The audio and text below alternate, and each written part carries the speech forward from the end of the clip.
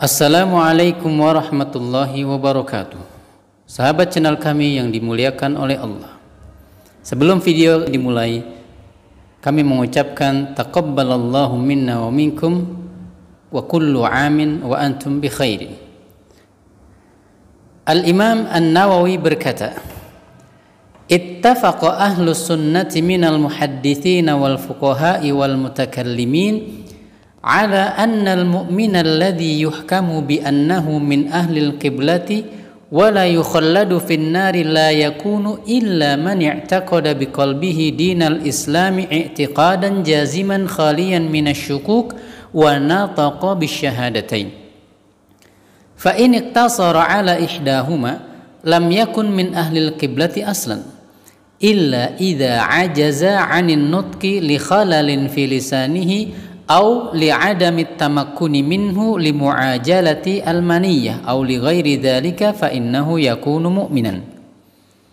Yang artinya ulama ahlu sunnah dari kalangan ahli hadis, ahli fikih, bahkan para mutakallimun telah bersepakat bahwa seseorang telah dihukumi sebagai bagian dari ahli kiblah dan tidak akan kekal di neraka jika ia telah meyakini kebenaran ajaran Islam dengan keyakinan yang kuat dan mantap tanpa keraguan, dan juga bila ia telah mengucapkan dua kalimat syahadat. Jika kurang salah satunya saja, tidak meyakini atau tidak mengucapkan dua kalimat syahadat, maka ia bukanlah terhitung sebagai ahli kiblah, kecuali jika misalnya ia memiliki kekurangan pada lisannya, pada lidahnya, sehingga tidak mampu mengucap dua kalimat syahadat, atau waktu yang tidak memungkinkan seperti orang yang sedang menuju sakaratul maut, sehingga dia tidak sempat untuk mengucapkan dua kalimat syahadat, hanya meyakini saja, atau kondisi lainnya, maka ia tetap terhitung sebagai mukmin, ahli kiblah. Ucapan beliau ini tercantum di dalam kitab Syarah An-Nawawi ala Muslim jilid ke-1 halaman 149. Sedangkan Syekh Ibn Baz juga menambahkan penegasannya akan betapa penting dan merupakan syarat seseorang dapat dikategorikan sebagai mukmin dengan fatwanya harus ada pengucapan dua kalimat syahadah, dan ini merupakan ijma' para ulama, dan tentu harus dibarengi dengan keyakinan akan makna dari dua kalimat tersebut dan dia jujur dengan apa yang ia ucapkan. Tercantum di dalam Majmu' Fatawa Ibn Baz jilid ke-5 halaman 340. Kemudian kata beliau, dan jika tidak mampu mengucap dua kalimat syahadat seperti orang yang bisu misalnya, maka keislamannya adalah dengan tulisan jika ia mampu tulis menulis, atau dengan bahasa isyarat yang menunjukkan keislaman dengan keridhaan dan kerelaan serta menerima sepenuh hati. Pembahasan kedua masih berkaitan dengan mengucap dua kalimat syahadat.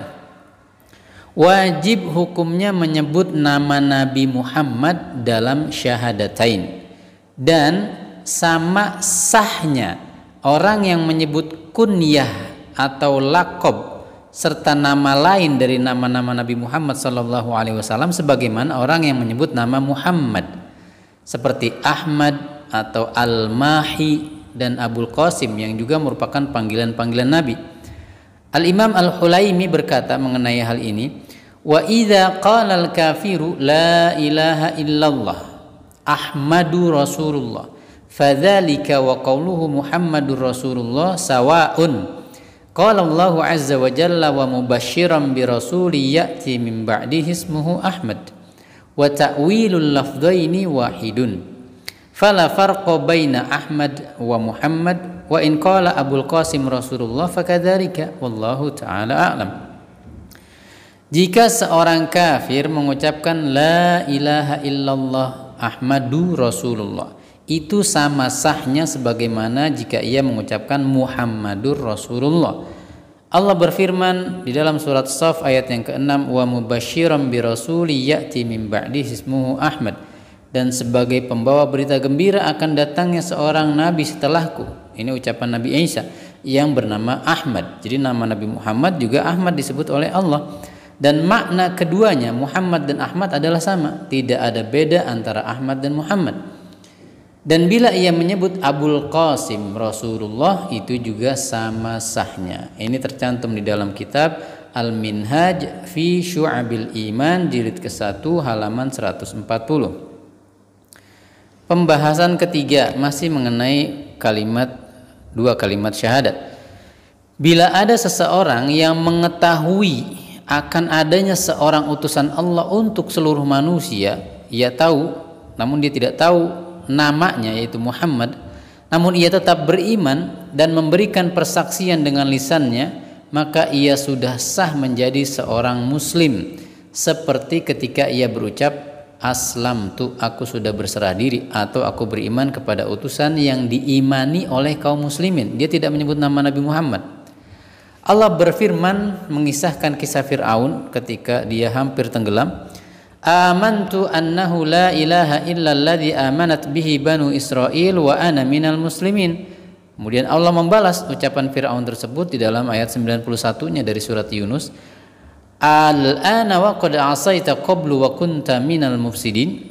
Kata Fir'aun, aku beriman bahwa tidak ada Tuhan kecuali Tuhan yang diimani Bani Israel. Ya, masih enggan menyebut nama Allah.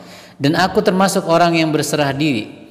Lalu Allah membalas persaksian Fir'aun ini dengan firman-Nya, sekarang kamu baru mau beriman setelah engkau mengingkari dan kamu termasuk orang-orang yang melakukan kerusakan di muka bumi. Ayat ini menunjukkan bahwa sekiranya Fir'aun mengucapkan persaksiannya jauh sebelum ditenggelamkan, maka keislamannya pun sah, padahal dia tidak menyebut nama Nabi Muhammad.